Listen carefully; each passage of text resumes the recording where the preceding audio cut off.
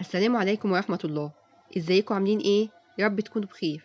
النهارده ان شاء الله هنعمل الفراخ المشوية في الفرن بطريقة حلوة جدا، هتطلع معاكم لونها جميل وفي نفس الوقت هتطلع جوسي وجميلة من جوه. بس لو اول مرة بقى تشوفيني ما تنسينيش في اللايك والاشتراك وتفعيل الجرس. نبتدي ونقول بسم الله. اول حاجه عشان اعمل معاه الفراخ بتاعتي، انا مستخدمه صدور. ممكن تستخدمي صدور ووراك، ممكن وراك بس مفيش اي مشكله في الوصفه دي خالص يعني. بس انا عامله صدور لان يعني عندي بيحبوها اكتر. فانا مقطعاها كل صدر على 2، ممكن تقطعيها على 3 يعني، فاهمه اللي انت عايزاه. وطبعا غسلاها كويس قوي، نقعاها وغسلاها كويس قوي، مطمنه ان هي كويسه. تمام. التوابل بتاعتي بسيطه قوي. معايا ميه بصل، ميه طماطم، زبادي، هاخد معلقتين من الكاتشب. ما عندكيش كاتشب ممكن تستبدليها بالصلصه، مفيش مشكله. معلقه كبيره من الصويا صوص، معلقه من دبس الرمان، عصير ليمونه، معلقتين من الخل، معلقه مستردة، معلقه من العسل الابيض. ما عندكيش عسل ابيض ممكن تستغني عنه، مفيش مشكله برده. وثلاث معالق من الزيت، لان الزيت بيخليها طريه وما تخليهاش تنشف في الفرن. اول حاجه هعملها كده، انا هاخد مقاديري كلها وهبدا انزل بيها. بسم الله كده. دي ميه البصل، بسم الله. ميه البصل طبعا وميه الطماطم من الحاجات اللي مش عايزه طماطم يعني، مش عايزه البصل بتفلو عشان ما يتحرقش معاكي في الشعور. وهنزل ميه الطماطم كده، وهنزل بالزبديه بتاعتي. كل بقى مقادير كلها كده، بسم الله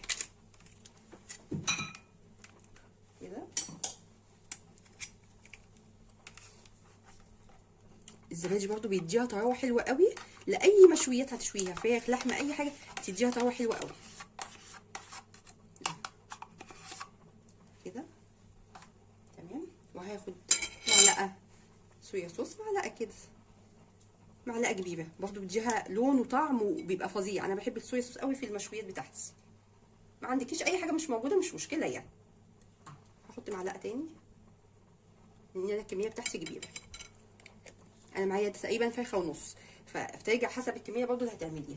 لو هتعملي فرخه كفايه معلقه واحده. ومعلقه دبس الرمان كده، هي بتبقى تقيله شويه معلش كده. برضو انا هتوصى بيها شويه لان الكميه اكبر. لو انت هتعملي فرخه برضو كفايه قوي معلقه كده. هو اي الكميه دي حلوه قوي. تمام كده. هنزل بمعلقه من الكاتشب، معلقتين حلوين قوي. هبدا انزل كده معلقتين كده اهو، حلو قوي كده. وهنزل معلقه من المستردة، برضو بتديها طعم حلو قوي، بس هي كفايه معلقه كده. تمام قوي. وهننزل بشويه خل، ننزل بمعلقتين. بسم الله.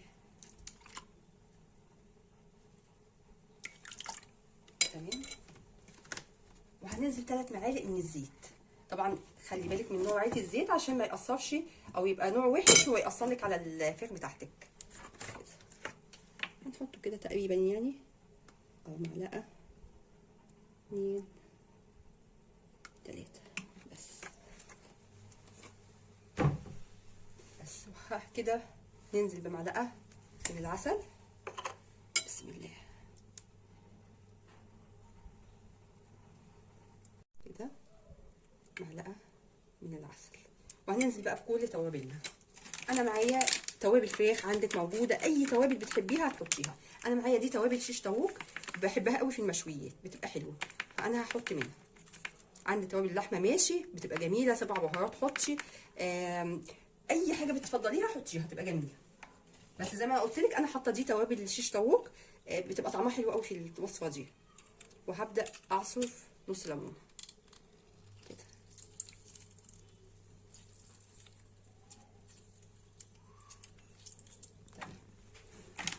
وهاخد بقى ايه معلقه صغيره من الزعتر، كل التوابل اللي انا قلت لك عليها، زعتر،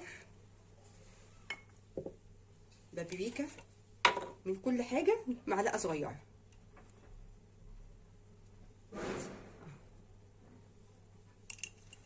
طبعا الفلفل الاسود،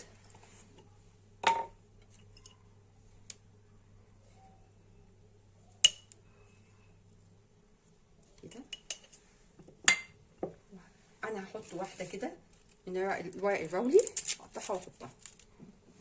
وطبعا هتملحي بالملح بتاعك، الملح ده حسب انت ما بتحبيه بقى وحسب الكميه اللي انت هتحطيها. نبدا ننزل بالملح كده، تمام قوي. بس نبدا نقلب بقى الكلام ده كله، نقلبه كويس جدا، ونبدا ننقع الفراخ بتاعتنا فيها. نقلبها كده. انا ضربتها بالمضرب كويس بس عشان كل المكونات بتاعتك تندمج كويس. بس كده حلو قوي. وهبدا انقع الفراخ بتاعتنا بالشكل ده. اهم حاجه تاخدي الفراخ بتاعتك وتتاكدي ان هي متغلغله جوه الايه، التتبيله بتاعتنا. طب انا هعمل ايه؟ انا هاخدها بعد ما انقعها، هكلفتها بستريتش شاب او باي حاجه عندك موجوده، وهتحطيها في التلاجة. بتسيبيها قد ايه؟ مش اقل من 4-5 ساعات، مش اقل كده خالص. لو انت عندك وقت تسيبيها من بالليل للصبح هيبقى احسن كتير. ما عندكيش لازم تسيبيها 3-4 ساعات، وكل ما هتسيبيها احسن اكتر كل ما هتبقى احسن ليها. بالشكل ده كده كده. اتاكدي بس ان هي ايه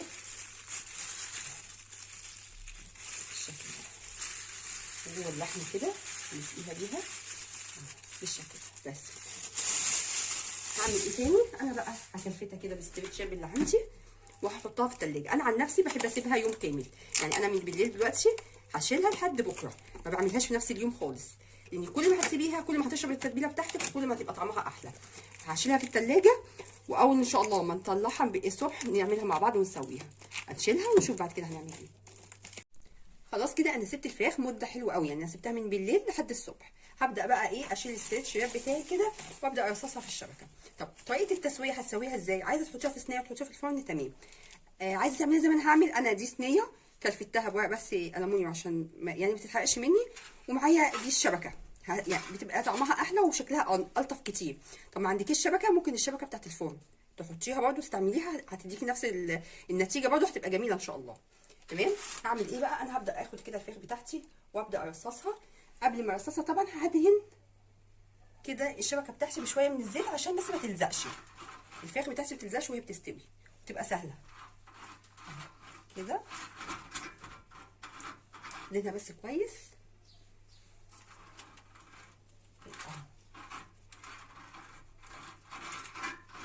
بالشكل ده.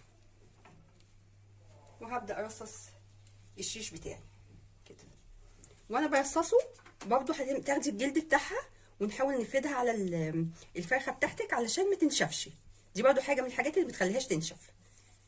انا هقولك على كذا حاجه نعملها، الحاجه دي ان شاء الله هتخليها لك طريه وجوسي وجميله. كده.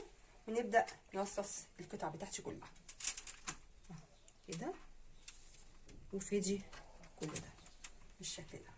انا بس عشان الوقت هكمل تفصيصها ونشوف هنعمل ايه تاني.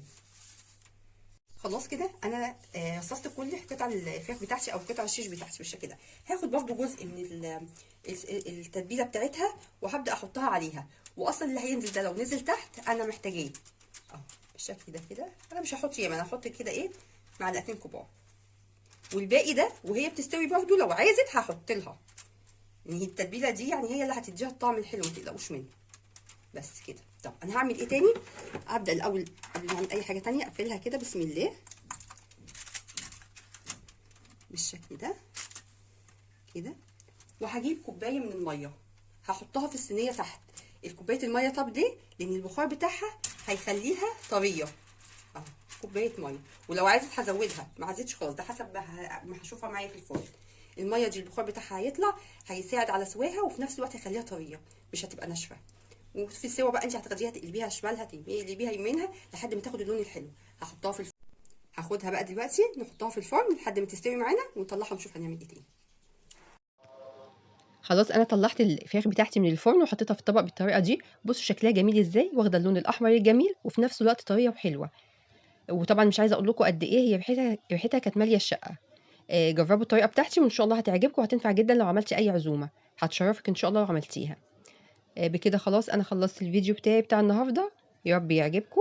ولو عجبكم ما تنسونيش بقى في اللايك والاشتراك وتفعيل الجرس. والسلام عليكم ورحمه الله.